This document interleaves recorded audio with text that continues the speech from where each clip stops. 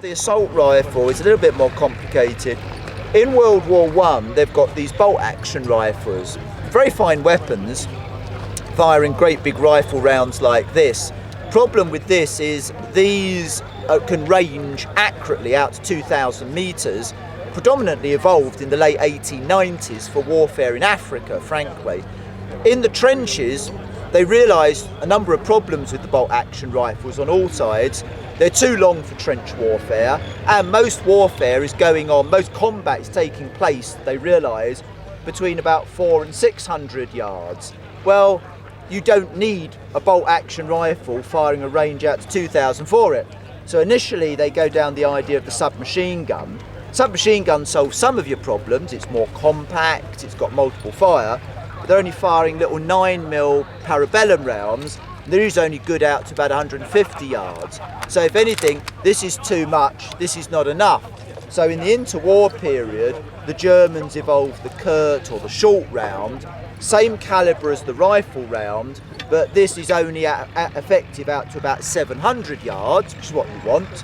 Now you need a weapon to go with it, and that's where Hugo Schmeisser came in the early 40s, developing what becomes the Sturmgewehr 44, basically to get the optimal use of the Kurtz round. You've still got the nice long rifle barrel on it, so it's still a fairly accurate weapon. At the same time, you can get a 30-round clip on it, so now you've got the multiple ammunition that a submachine gun will have. It's got a select fire mechanism, select fire here, so it can be fired single shot, semi-automatic or fully automatic, so you can still fire aimed rifle shots with it, but you can still use it to clear buildings. And the other big and important development is in the mechanism, because Schmeisser evolves the closed bolt. One of the big problems with the submachine gun is these are blowback weapons. So when you fire them, they're using the blowback, and you've got the bolt, or the entire big metal bolt is going backwards and forwards about 5 times a second, which is why they always climb, because it's like being hit in the shoulder 5 times a second. So all submachine guns were climbing. To solve that problem, he devolves the closed bolt. So once you've cocked the weapon, the actual bolt stays forward. And what he developed was, as the bullet goes up the barrel, you use the escaping gas to work a piston. There's a piston in here, which is actually working the firing pin and the reload. So you don't have this great lump of metal bashing you in the shoulder all the time, which is why an assault rifle, although far, far more powerful than the machine pistol, is got far less recoil, which is what makes it such an effective weapon.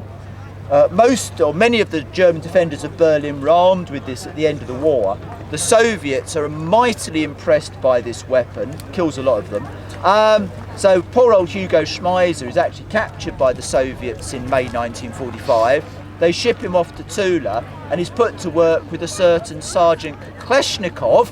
And Schmeisser and Kleshnikov, between 1945 and 47, developed the AK47, which I'm sure you're all aware of, which is why the AK47 bears an uncanny aesthetic appearance to this, though to be fair to the AK47, mechanically inside it's somewhat different. They realise, Schmeisser and Kleshnikov realise this is too tightly machined, so the AK47, as many people know, is designed to be looser and thus less liable to jam, and then you get the AK47. Two corollaries to that story.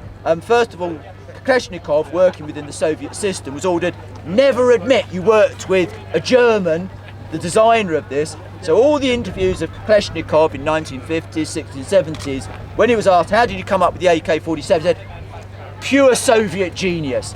Never saw one of these, never met Schmeisser, blah, blah, blah. After the fall of communism in 1990, he then did admit, not only had I seen and worked with one of these, I actually worked with the guy who built it, Schmeisser. So maybe we should know the AK-47 as a Schmeisser, I don't know. The other thing about Schmeisser is, remember, he, as a young man, worked on the original submachine guns at the end of the First World War. So, in a sense, the submachine gun owes its origins to Schmeisser. In the interwar period and World War II period, he develops the assault rifle. So Schmeisser gives birth to all modern assault rifles. And in 1952, the Soviets let him go. He moved to West Germany. He worked with a firm called Heckler Koch. On the MP5, which has what we know as a delayed blowback, and as many of you will know, the MP5 is still the mainstay of all modern submachine guns. So dear old Hugo Schmeiser arguably is the true grandfather of all modern soldiers' firearms, from the submachine gun through to the assault rifle. And he died a wealthy man, by the way. So it's a happy ending. He has a happy ending, other than for the poor buggers on the end of it. The bullet size is 7.69. This is 7.92. Both of these are 7.92. That's 9mm. But it's basically in the power. And when did they switch to 7.67? In NATO, 7.62 is the post-war NATO calibre, which was adopted in the 50s. I looked to others, the 50s. And then, obviously, in the early 1960s, the Americans have the genius idea of going to 5.56, which is what now is standard NATO. But now they're talking, because they've realised that 5.56 maybe wasn't the right way to go. There is now talk that NATO may go back to 7.62, and I believe from 5.56. From 5.56 back up to 5.56 doesn't have enough power, stopping power. It doesn't have enough range. They found in Afghanistan that there were quite a lot of people that would sit just outside the range of the 5.56, shooting back at you with a 7.62. So the original cartridge is 51mm, or this is 33, if I remember right. AK is 7.62 by 39, I think. Yeah, the AK is slightly bigger, but there's another interesting story behind this. If you chose to go off to Syria or Iraq today as a volunteer, you have to buy your own weapon, funnily enough, and it's very interesting, the cost, because they have a choice when they get there between the AK47 or the AK74. The AK74 uses the Soviet version of the 5.56. Funnily enough, you can buy an AK74 for about $300 or $400 US. The AK47 though is still the weapon of choice and costs over $1,000 US.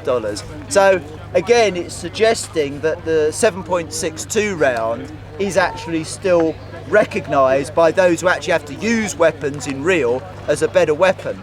And the AK-47 apparently is still preferred over its more modern derivative, the AK-74. And that's coming from people obviously who are using them for real life.